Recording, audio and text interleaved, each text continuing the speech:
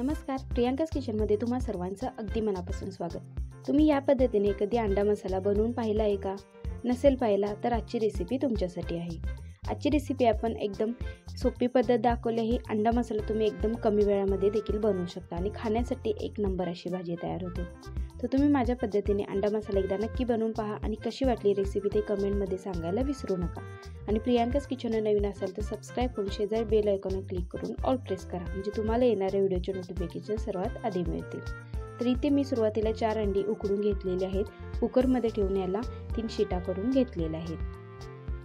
तर याचे मी वरचे कवच आहे ते देखील काढून घेतलेले आहेत। आता आपण याला चिरून घेऊयात। अशा पद्धतीने याच्या फोडी तयार करून घ्यायच्यात। खूप जास्त बारीक देखील करायचे नाहीत आणि खूप जास्त मोठ्या देखील करायच्या नाहीत। याच्या आतील जो पिवळा कलरचा जो भाग असतो तो देखील यामध्ये बारीक चिरून घालायचा आहे। तर इथे मी सर्व अंड्यांच्या फोडी तयार करून घेतलेल्या आहेत।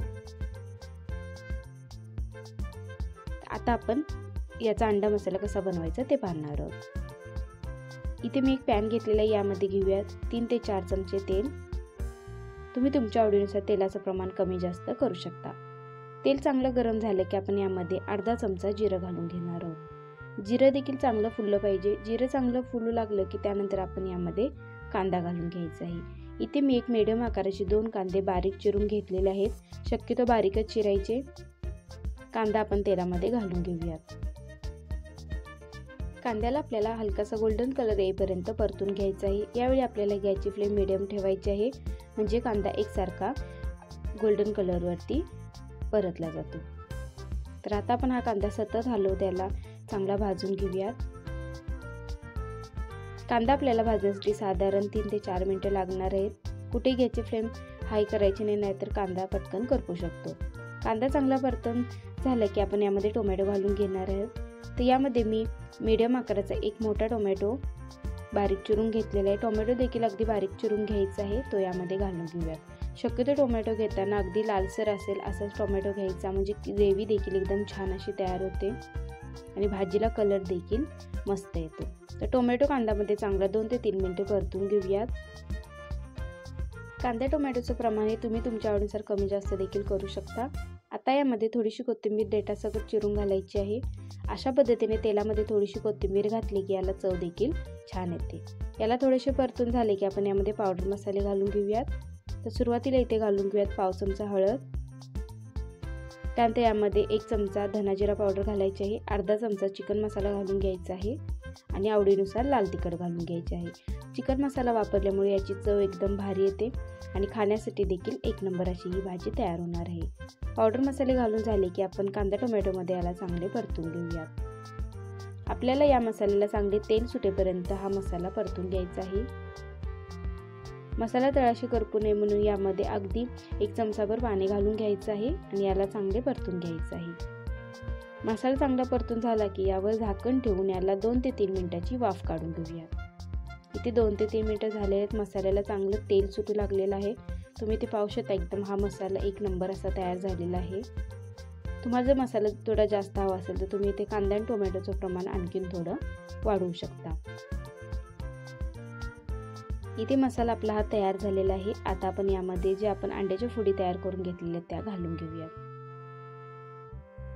अंड्याच्या फोडी घालून घेतल्या की आपण याला चांगले मसाल्यामध्ये मिक्स करून घेणार आहोत।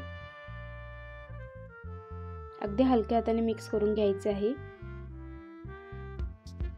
त्यानंतर यामध्ये आपण चवीपुरतं मीठ घालून घेणार आहोत। यामध्ये चवीपुरतं मीठ घालून झाले की आणखीन थोडीशी आपल्याला यामध्ये कोथिंबीर घालून घ्यायची आहे। कोथिंबीर आणि मीठ घालून झाले की याला पुन्हा एकदा चांगले मिक्स करून घेऊयात। तुम्ही ते पाहू शकता, याचा कलर आपण जसं याला मिक्स करत जाऊ एक नंबर असा कलर येतो। याला थोडेसे मिक्स करून झाले की आपण यामध्ये थोडासा पाण्याचा हबका मारून घेणार आहोत। खूप जास्त देखील पाणी घालायचं नाही, अगदी 2 ते 3 चमचे यामध्ये पाणी घालून घ्यायचे आहे। अशा पद्धतीने पाण्याचा थोडासा हबका मारून घ्यायचा आहे आणि त्यानंतर याला मिक्स करून घ्यायचे आहे। आपण जे मसाले घातले ते अंड्याच्या फोड्यांमध्ये चांगले लागले पाहिजेत, त्यासाठी आपण इथे पाण्याचा वापर केलेला आहे। याला चांगले मिक्स करून झाले की आपल्याला यावर झाकण ठेवून याला देखील आपल्याला 2 ते 3 मिनिटाची वाफ काढून घ्यायची आहे। यावेळी मात्र आपल्याला गॅसची फ्लेम लो ठेवायची आहे। आता आपण झाकण ठेवून 2 ते 3 मिनिटाची वाफ काढून घेऊयात। इथे 2 ते 3 मिनिटं झालेले आहेत। तुम्ही इथे पाहू शकता एकदम अंडा मसाला एक नंबर असा तयार झालेला आहे। यामध्ये आपण कोणताही मसाला वापरला नाहीये, कोणतेही वाटण इथे आपण तयार करून घेतलेलं नाहीये। अगदी कांदा टोमॅटोचा वापर करून एक नंबर असा अंडा मसाला तयार झालेला आहे। तर यावर थोडीशी कोथिंबीर घालून पुन्हा आपण ही भाजी सर्व करण्यासाठी घेणार आहोत। तर तुम्ही यासोबत चपाती किंवा भाकरी देखील खाण्यासाठी घेऊ शकता। एक नंबर अशी भाजी तयार होते आणि बनवण्यासाठी देखील खूप जास्त वेळ लागत नाही। तर इथे मी यासोबत चपाती घेतलेली आहे। तुम्ही या ठिकाणी भाकरीचा देखील वापर करू शकता। एक नंबर अशी ही भाजी लागते। तर तुम्हाला आजची रेसिपी कशी वाटली ते कमेंटमध्ये नक्की सांगा आणि प्रियांकाज किचन नवीन असाल तर सबस्क्राईब करून शेजारी बेल आयकॉनवर क्लिक करून ऑल प्रेस करा। तर या भाजीसोबत तुम्ही चपाती त्यासोबत काकडी आणि कांदा खायला नक्की घ्या आणि आजची रेसिपी कशी होती ते कमेंटमध्ये नक्की सांगा।